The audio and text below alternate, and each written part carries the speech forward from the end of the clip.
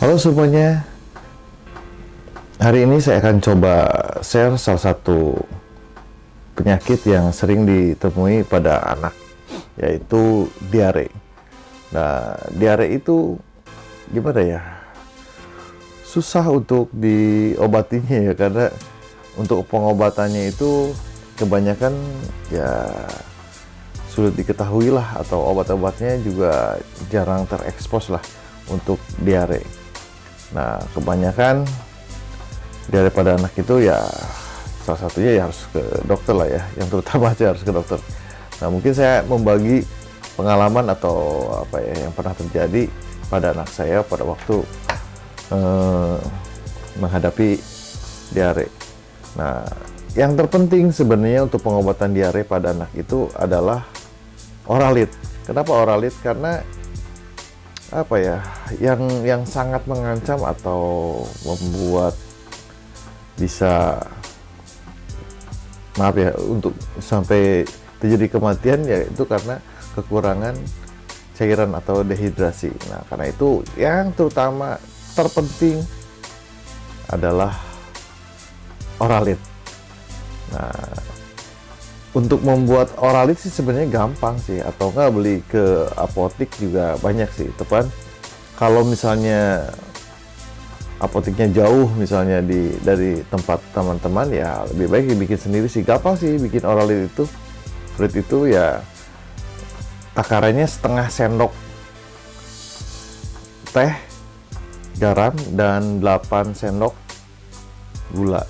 Kemudian ditambahkan 1 liter air. Nah, mungkin sebagai gambaran aja nih, kalau sendok teh tuh kayak begini nih, sendok teh, kelihatan ya? Sendok teh. Nah, ini sendok makan ya. Jadi yang dipakai adalah yang ini. Nah, yang ini yang kecil. Nah, untuk airnya mungkin kalau nggak ada pengukur ya, mungkin sebagai gambaran ya, kelihatan ya?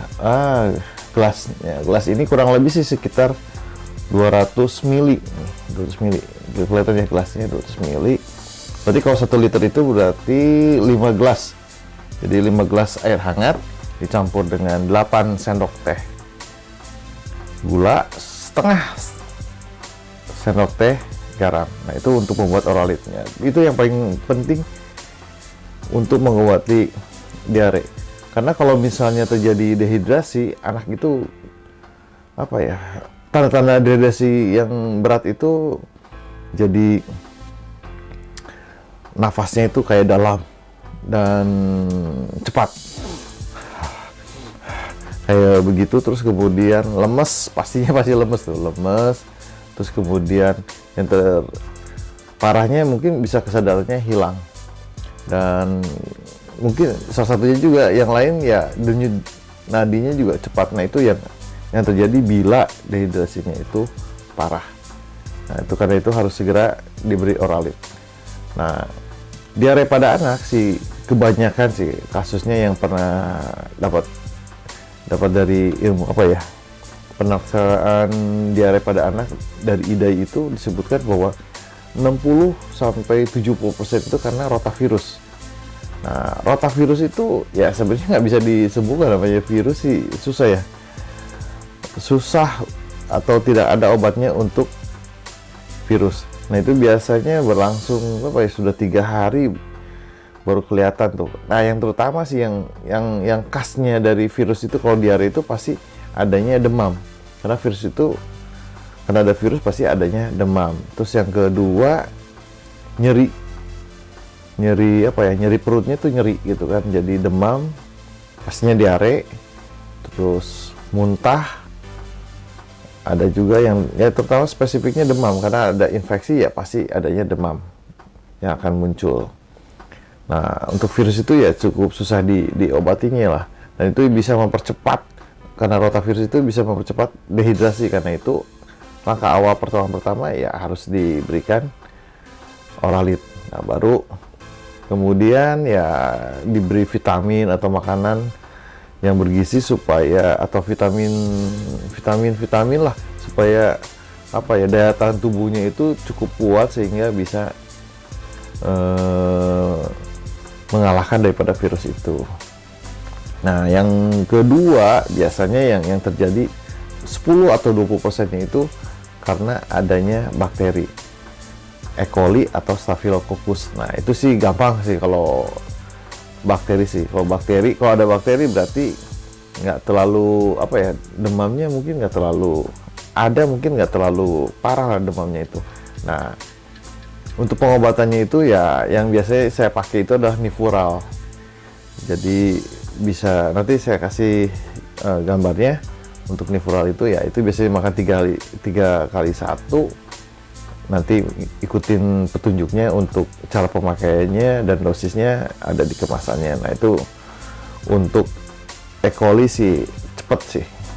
Dan rata-rata kalau anak saya sih kebanyakan nggak kena rotavirus ya. Karena rotavirus itu biasanya karena higienis.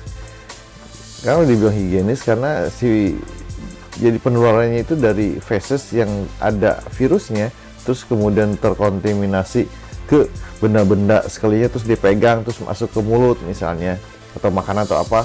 Nah, itu yang membuat adanya rotavirus. Jadi biasanya sih ya kalau higienisnya terjaga sih mungkin bukan diaranya disebabkan rotavirus, tapi bahkan disebabkan oleh bakteri. Jadi kalau rotavirus itu kebanyakan karena masalah di higienisnya, karena cara penularannya. Nah, itu mungkin dari saya. Nah, yang terpenting ya kalau kena, jadi harus dikenali ya, kena bakteri atau kena virus. Kalau virus itu pasti demamnya kuat, terus ada nyeri perutnya, terus kemudian muntah. Nah, kalau yang karena bakteri ya ada demam, cuman nggak terlalu apa ya, anget-anget doang sih, tapi nggak ini sih, muntah mungkin ada, nyeri perut enggak. Jadi yang spesifiknya sih demam sama nyeri perut doang kalau karena virus. Ya itu mungkin dari saya, semoga bermanfaat. Dan kalau menghadapi diare ya mudah-mudahan tidak panik sehingga bisa mengobati dengan tenang. Demikian dan terima kasih.